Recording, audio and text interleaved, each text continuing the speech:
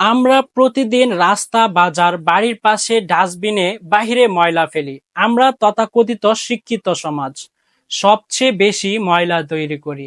আর যারা নীরবে সে ময়লা পরিষ্কার করে যান, সকালবেলা ঘুম থেকে উঠে রাস্তায় নেমে হাতে ঝাড়ু নিয়ে আমাদের শহরটাকে বাসযোগ্য করে তোলেন, তাদের আমরা বলি ময়লাওয়ালা। আসলে কি তারা ময়লা করেন? না, তারা পরিষ্কার করেন, পরিচ্ছন্ন করেন। তাহলে তাদেরকে পরিষ্কারওয়ালা কেন বলা হয় না, ময়লাওয়ালা কেন বলা হয়? তা আমাদের শিক্ষিত সমাজের কাছে প্রশ্ন। তারা গরিব হতে পারে, কিন্তু তারা নোংরা নয়। তাদের পেশাকে ছোট মনে করলেও তাদের কাজ আমাদের সবার থেকে বড়। আমাদের ঘর, রাস্তা, স্কুল, হাসপাতাল সবকিছু তারা পরিষ্কার রাখে।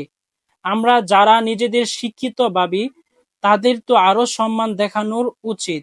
কিন্তু দুঃখের বিষয়, শিক্ষিতরাও তাদেরকে তুচ্ছ ভাষায় ডাকে, ময়লাওয়ালা বলে।